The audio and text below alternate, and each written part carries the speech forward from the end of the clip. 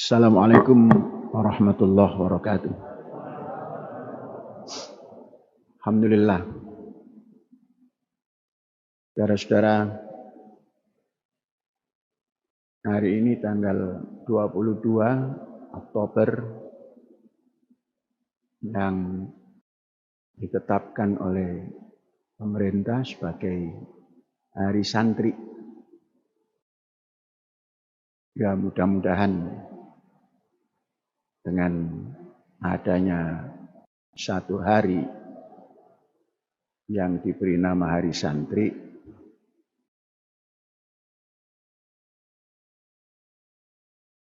bisa memahami makna santri. Seperti yang sering saya sampaikan bahwa santri itu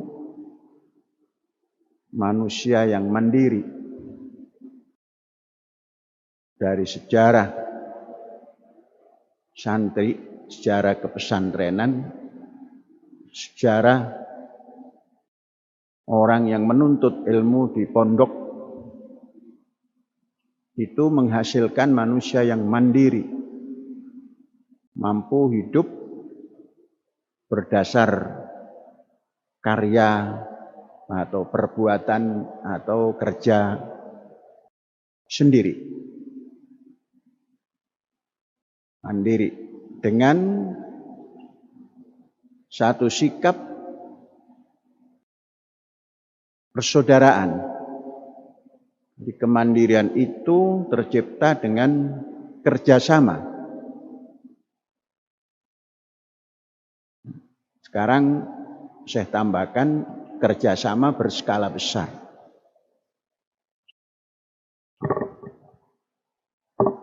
Kehidupan santri yang seperti itu atau manusia yang menuntut ilmu seperti itu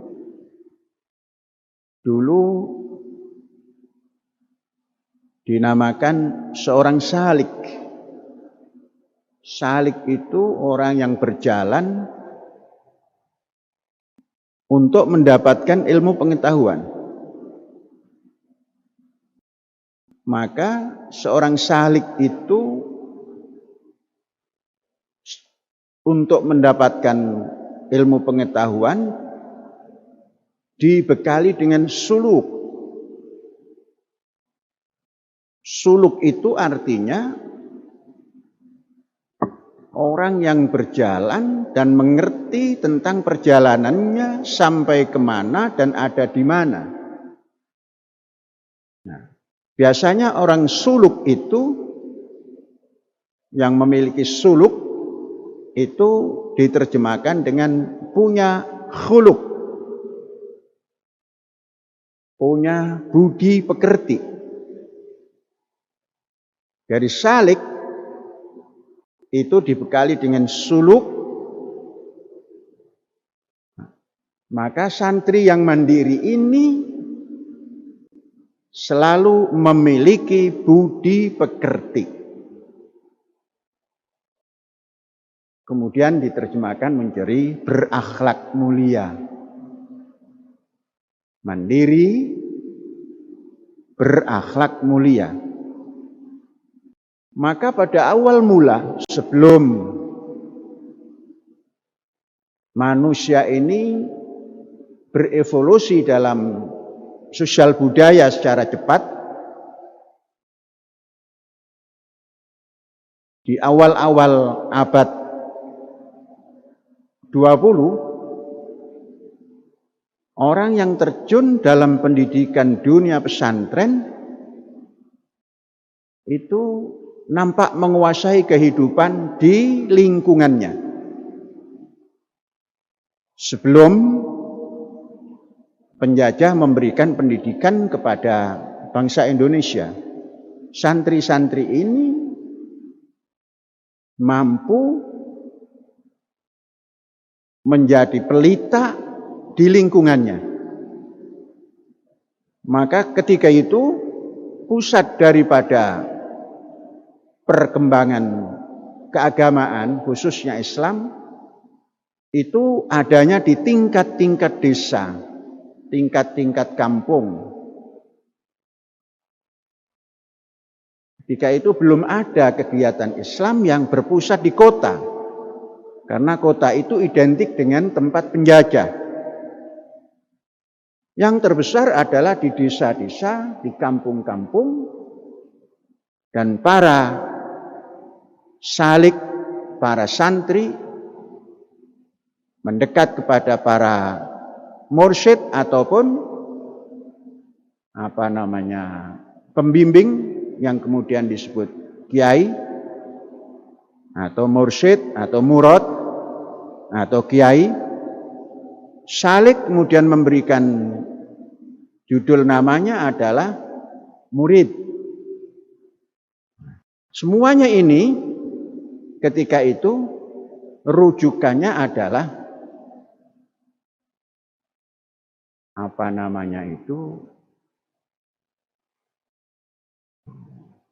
sufi. Para salik, para mursyid, para murid, para murad, para mursyid, para guru, itu gerakannya gerakan sufi. Dan orang sufi ketika itu selalu mandiri. Bagaimana dengan perkembangan kini atau sebelum masuk pada abad 20 atau pada abad 20? Setelah kemerdekaan dan berjalan beberapa dekad setelah merdeka, mulailah para santri direkrut untuk menjadi pegawai. Tentunya pegawai yang urusan keagamaan atau keguruan agama. Dari situ mulai kemandirian santri atau murid itu menurun. Yang awalnya punya cita-cita, aku ingin hidup membiayai diriku dengan bekerja sama dengan lingkungan. Sekarang aku hidup dan akan menjadi apa? Keinginannya menjadi pegawai negeri. Kalau guru pegawai negeri. Nah, di situ mulai kemandirian santri pudar. Kita tidak melihat penguasa darat santri atau bukan santri. Pindah. Yang tadinya penguasa darat itu artinya pengusaha-pengusaha kendaraan besar, itu santri. Pengusaha-pengusaha ekonomi, katakan pengepul bahan pangan di desa sampai ke kecamatan, sampai ke kabupaten, itu santri. Pengangkut kendaraan hasil bumi melalui sungai dengan menggunakan perahu atau kapal kecil, santri. Kendaraan antar pulau, yaitu perahu-perahu besar antar pulau, kapal, santri. Perusahaan-perusahaan rokok, santri. Perusahaan-perusahaan tenun, santri. Baru setelah santri berubah, bermetamorfosa, ingin menjadi setara dengan kawan-kawannya yang sekolah umum, untuk menjadi pegawai negeri, maka tidak terlalu nampak perbedaan antara santri dan bukan santri. Nah, inilah anak-anakku dan saudara-saudara, saya selalu mengajak, mari kita punya entrepreneurship yang tinggi. Entrepreneurship tinggi itu diawali dengan kemandirian dan kemampuan bekerja sama. Bekerja sama berskala besar, karena evolusi budaya manusia ini terus berkembang tanpa batas dan semakin cepat tidak ada yang bisa menghentikan kecuali manusia itu sendiri. Mengapa? Karena sudah memahami bahwa sumber evolusi adalah Tuhannya dan Tuhan itu diyakini. Maka selama masih ada keyakinan pada Tuhan, evolusi itu terus gerak tanpa henti. Apakah orang-orang yang anti Tuhan itu masuk? Sama. Tuhannya orang yang tidak berkenal Tuhan itu ya tidak mengenal Tuhannya itu. Karena Tuhan diwujudkan dalam bentuk seperti pengetahuan orang-orang bertuhan. Orang yang tidak bertuhan itu membuat Tuhan baru. Kalau dalam teori Al-Quran itu ittakhadha ilahahu hawahu. Orang yang punya ilah dengan yang hawahu sebagai ilah itu sama, semua berproses masuk ke dalam evolusi kebudayaan manusia itu yang tak henti-hentinya. Nah, saudara-saudara, siapa yang bisa menampilkan kembali jiwa santri yang mandiri, yang entrepreneur, yang mampu bekerja sama? Mari kita wujudkan itu. Yang kedua, saya selalu mengajak untuk mengenal diri, melihat diri kita. Wa fi anfusikum afala tubsirun. Kenapa kalian tidak melihat diri kalian, membaca diri kalian? Sudah baikkah diri kita ini? Sudah sehatkah diri kita ini? Nah, ini satu hal yang diharuskan, diwajibkan. Kalau kita ingin tahu kesehatan kita, maka kita harus bertanya kepada ahli kesehatan. Maka ahli kesehatan akan memeriksa, kemudian menganalisa melalui teknologi yang mutakhir. Baru dikatakan, oh ini Anda sekian, ini Anda sekian. Kita hari ini, katakanlah dalam menghadapi COVID ini, sudah berusaha, apa yang dinamakan vaksin, sudah kita tempuh semua. Tinggal satu yang belum, vaksin ketiga. Saudara-saudara, betapa sulitnya di luar kampus kita ini. Anak-anak sekolah mau membuka sekolah tatap muka pun kendalanya adalah vaksin. Di pesantren-pesantren kendalanya vaksin. Terlalu sulit menjalankan vaksin. Kita wajib bersyukur. Kampus kita ini 100% sudah 2 kali vaksin. Bahkan mau masuk ketiga kali. Apakah cukup dengan itu? Wa fi anfusikum afala tubsirun. Coba dibaca setelah kita memiliki vaksinasi 2 kali. Mari kita baca. Apakah ada daya kekebalan tubuh kita? Perlu kekebalan tubuh kita ini menghadapi situasi yang seperti sekarang ini. Berapa ukuran kekebalan tubuh kita? Orang mengatakan antara kekebalan dan vitamin D itu ada kaitannya. Berapa vitamin D kita? Antara kekebalan vitamin D dan darah, kelancaran darah, berapa di dimer kita? Nah, ini perlu dibaca. Baru wa fi anfusikum afala tubsirun, benar kita membaca. Dan ini sifat mukmin. Orang mukmin, orang percaya pada Tuhan yang Maha Esa itu bukan yowes sak kersaning Gusti Allah wae. Itu namanya ngece nang Tuhannya itu. Kalau mukmin, wa fi anfusikum afala tubsirun, baca.